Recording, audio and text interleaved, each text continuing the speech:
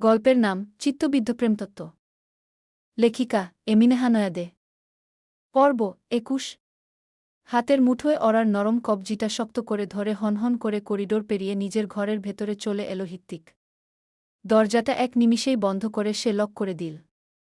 হিত্তিকের পুরো অবয়বে আজ এক অদ্ভুত তীব্র অস্থিরতা কাজ করছে। তার এই রূপ দেখে অরার বুকের ভেতরটা অজানা আশঙ্কায় দুলতে লাগল, মনের কোণে তীব্র সন্দেহের মেঘ জমা। এতদিন হিত্তিক নিজের অতীত নিয়ে কোনো প্রশ্ন করলেই এড়িয়ে যেত, নানা রকম ভনিতা করত।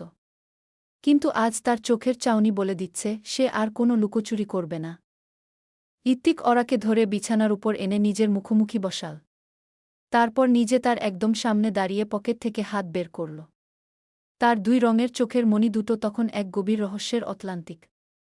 সে অরার চোখের দিকে একদৃষ্টে চেয়ে থেকে কোনো ভনিতা ছাড়াই সরাসরি বলতে শুরু করল। তুই ভাবিস না যে সিলেটের ওই বিয়ে বাড়িতে কিংবা এই লস অ্যাঞ্জেলেসেই তোর সাথে আমার প্রথম পরিচয়। আমাদের পরিচয় এখন বা কয়েক মাস আগে না, বরং বহু বছর আগেই হয়েছিল প্রেম। তুই আর আমি সেই ছোটবেলা থেকেই একে অপরকে খুব ভালো করেই চিনি গে। হিত্তিকের এই প্রথম কথাটাই অরার মাথায় যেন বজ্রপাতের মতো আছড়ে পড়ল। সে বড় বড় চোখ করে হিত্তিকের দিকে তাকিয়ে রইল।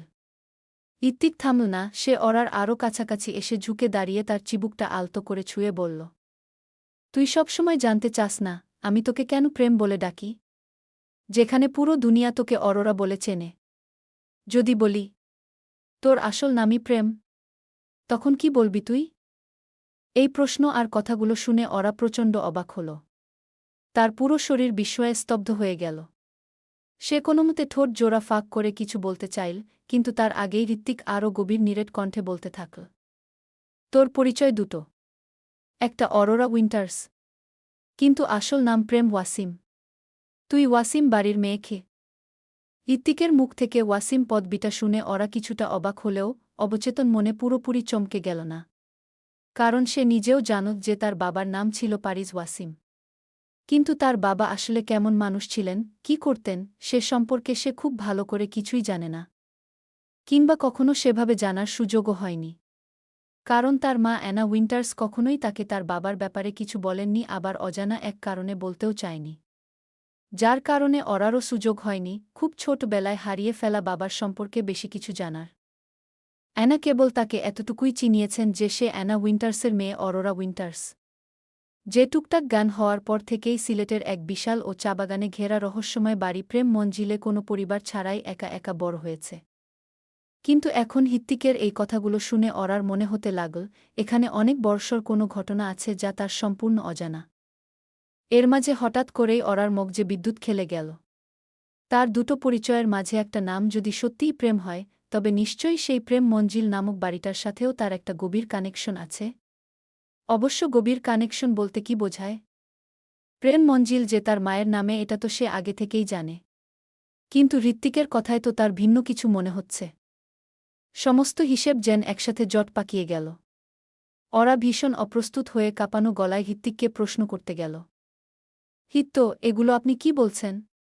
আমি কিছুই বুঝতে পারছি না। প্রেম মঞ্জিলের সাথে আমার গু। সে কথা শেষ করার আগেই ঋত্বিক তার ঠোঁটে একটা আঙুল চেপে ধরে তাকে শান্ত করল। যেন তার চেয়েও বেশি অস্থির এবার অরা হয়ে উঠেছে। ঋত্বিক গভীর দীর্ঘশ্বাস ফেলে বলল, অনেক বছর আগে, তুই যখন খুব ছোট, তখন তোর আর আমার একবার বিয়ে হয়েছিল। ঋত্বিকের এই বাক্যটি যেন অরার পুরো পৃথিবীকে কয়েক সেকেন্ডের জন্য থমকে দিল। সে অবিশ্বাস্য চোখে তাকিয়ে রইল, তার মুখ থেকে শুধু একটা শব্দ বের হল, কি হ? ঋত্বিক বেডের একপাশে বসে অরার একটা হাত নিজের দুই হাতের মুঠোয় নিয়ে উত্তর দিতে শুরু করল, তোর বাবা পারিজ ওয়াসিম আর আমার বাবা লিদান স্যানাল অনেক ভালো বন্ধু ছিলেন। তারা শুধু বন্ধুই ছিলেন না, ছিলেন একে অপরের বিজনেস পার্টনার। তাদের সেই যৌথ বিজনেস ইন্ডাস্ট্রি সেই সময় পুরো দেশব্যাপী প্রচুর গ্রো করছিল। সফলতার শীর্ষে থাকা অবস্থায় তারা দুজনে মিলে সিদ্ধান্ত নেন সিলেটে একটা বিস্তর জায়গা কিনে যৌথভাবে এক বিশাল বাড়ি বানানোর। সেই বাড়ির কাজ যখন মাঝপথে চলছিল, ঠিক তখনই তোর বাবা বিয়ে করেন তাদেরই কোম্পানির এক ফরেনার ক্লায়েন্টকে। যে নারী প্রথমে তোর বাবার পার্সোনাল অ্যাসিস্ট্যান্ট হিসেবে জয়েন করেছিল এবং পরবর্তীতে হয়েছিল তার বউ, আর সেই নারী হল তোর মা, অ্যানা উইন্টার্স। অরা পলকহীন চোখে ঋত্বিকের মুখের দিকে চেয়ে রইল। ঋত্বিক বলতে থাকল, প্রেম মঞ্জিলের কাজ চলাকালীনই অ্যানা উইন্টার্স গর্ভবতী হন এবং পরে তোর জন্ম হয়। তোকে প্রথমবার দেখার জন্য আমাদের স্যানাল পরিবার থেকে আমি সহ অনেকেই গিয়েছিলাম। ওদিন ওই ছোট্ট তোকে প্রথমবার কোলে নিয়ে একদম মজার ছলে আমিই তোর নাম রেখেছিলাম প্রেম। আমি তখন নিজেও অনেক ছোট ছিলাম। কিন্তু মজার ছলে রাখা হলেও পরে তোর বাবাও এই নামটাই তোর জন্য ভালোবেসে বেছে নেন। এরপর যখন বাড়ির কাজ পুরোপুরি সম্পূর্ণ হয় তখন তোর নাম অনুযায়ী আমার মা ভালোবেসে সেই বাড়ির নামকরণ করেন প্রেম মঞ্জিল। কারণ আমার মা তোকে প্রচণ্ড ভালোবাসতেন। ওনার পাগলামির মতো একটা তীব্র ইচ্ছে ছিল যে ভবিষ্যতে তুই যেন ওনার একমাত্র ছেলের বউ হস। আর ওনার সেই পাগলামি আর জেদের বসেই একদম ছোটবেলায় আমাদের একটা ছোট পরিসরে বিয়েও দেওয়া হয়েছিল। একটানা কথাগুলো বলে ঋত্বিক থামল। তার চোখের মণি দুটোতে তখন এক তীব্র যন্ত্রণা আর ক্ষোভের আগুন একত্রে জ্বলজ্বল করছে। ওরা তখনও এই অতীতত্বের ধাক্কা সামলে উঠতে পারছে না, তার মনে হচ্ছে সে কোনো রূপকথার গল্প শুনছে। ঋত্বিক আবার এক শূন্য দৃষ্টিতে সামনের দিকে তাকিয়ে বলতে শুরু করল। কিন্তু ভালো সময়গুলো বোধহয় বেশিদিন টিকে থাকে না।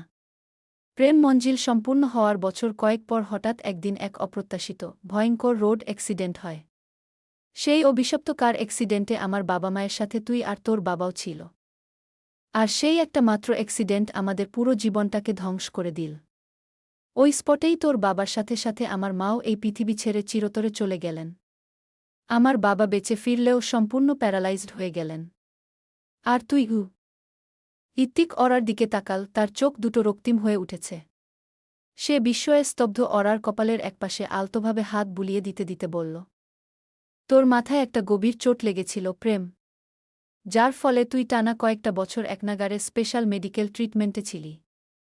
অনেকটা কোমার মতো অবশ অবস্থায়। তোর স্মৃতিশক্তি সম্পূর্ণ ড্যামেজ হয়ে গিয়েছিল। আর যতদিনে তুই সুস্থ হয়ে নতুন করে সবকিছু জেনে নিজের স্মৃতি ফিরে পেতিস, ততদিনে আমাদের পুরো পরিবারটা ছারখার হয়ে গেছে। তোর মা তোকে নিয়ে এক জায়গায় চলে যায়, আর আমি চলে যাই সম্পূর্ণ ভিন্ন কোথাও। আমাদের চিরতরে বিচ্ছেদ সেখানেই ঘটে। কিন্তু ভাগ্য হয়তো ভিন্ন কিছু চেয়েছিল, যার দরুন আমি তোকে আবারও ফিরে পেয়েছি। ঋত্বিকের কথার শেষ অংশটুকু শুনে অরা পাথরের মূর্তির মতো বিছানায় বসে রইল। করিডোরের আবছা আলো জানালা দিয়ে এসে তার চিবুকে পড়ছে। তার মাথায় একে একে অনেক কিছুই ঘুরপাক খাচ্ছে। কেন যেন মনে হচ্ছে ঘটনা এখানেই শেষ নয়, আরও অনেক কিছুই অজানা রয়ে গিয়েছে। কিন্তু কোনোটা রেখে কোনো যৌক্তিক প্রশ্নটা সে করবে তা বুঝতে পারছে না। এদিকে ঋত্বিক ক্রমেই কেমন যেন স্থির স্তব্ধ হয়ে বসল। সে ফ্লোরের দিকে তাকিয়ে কি যেন সব ভাবতে থাকল। কিন্তু ওরা বলার মতো কিছু খুঁজে না পেয়ে অদ্ভুতভাবে জিজ্ঞেস করল, ঋত্বিক, সত্যি করে বলুন, আপনি কি আমার সাথে মজা করছেন? আমার সবকিছু শুনে এত অদ্ভুত লাগছে কেন? ঋত্বিক কপালে ভাঁজ ফেলে মুখ তুলে ওরার দিকে তাকাল। তার কথা শুনে কিছুটা বিরক্তই হল যেন। কণ্ঠস্বর ভারী গম্ভীর করে বলল, স্টুপিড, তোর কি মনে হয় আমি এরকম একটা বিষয়ে তোর সাথে মজা করছি? ওরা সাথে সাথে বোকা বনে গেল। আসলেই তো সে এটা কেমন প্রশ্ন করল? কিন্তু এখনও তো সব কিছু জানা হল না। ঋত্বিক, আমি না আরও কিছু। Just shut up. চুপচাপ ঘুমা। ঋত্বিক তাকে কথা শেষ করতে না দিয়েই সামান্য ধমকে উঠল হঠাৎ। ওরা এই লোকের হুটহাট আচরণের কারণই এখনও বুঝতে পারল না। হঠাৎ ধমক দেওয়ার কি আছে? ওরা মুখ ফুলিয়ে বলল, এমন করছেন কেন? আমার মাথা ঘুরছে সবটা শুনে। এখনও অনেক কিছু ক্লিয়ার করা আর কোনো কিছুই জানতে হবে না। আমি আমাদের এই অতীতটাকে ঘৃণা করি, ভীষণ ঘৃণা করি। চাইনি কখনো এত দ্রুত তোকে এসব জানাতে, কিন্তু এখন জানিয়ে রাখলাম যেন ফিউচারে আমাদের মাঝে কোনো মিসআন্ডারস্ট্যান্ডিং না হয়। ওরা ফ্যালফ্যাল করে তার দিকে তাকিয়ে থাকল। সে আরও কিছু বলতে চাওয়ার আগেই ঋত্বিক আচমকা তার কোমরে হেঁচকা টান দিয়ে তাকে বিছানায় শুইয়ে দিল। ওরার গলার ভাঁজে মুখ ডুবিয়ে দিয়ে তাকে আষ্টেপৃষ্ঠে জড়িয়ে ধরে বলল, আমি হারাতে ভীষণ ভয় পাই প্রেম। আর তোকে হারানোর তো কোনো প্রশ্নই ওঠে না। ওরা কিছু বলতে পারল না। তার মাথায় ঘুরতে থাকা প্রশ্নগুলো হয়তো তাকে আজ ঘুমাতেও দিবে না। ঋত্বিক যত সহজে সব ঘটনা তাকে খুলে বলল, আসলেই কি সবটা এত সহজ ছিল? এরই মাঝে ঋত্বিক তার গলায় গালমুখ ঘষতে ঘষতে আবারও তার কানের কাছে হাসকিস্বরে বলল, জানি তোর মাথায় অনেক প্রশ্নই ঘুরপাক খাচ্ছে। কিন্তু একটা ভুল কখনো করিস না, সময় হলে আমি নিজেই তোকে সবটা বলবো, কিন্তু অতীত খুঁজতে গিয়ে কখনো ভুল মানুষের কাছে হাত বাড়াস না গু। গল্পটা কেমন লাগলো অবশ্যই বলে যাবেন।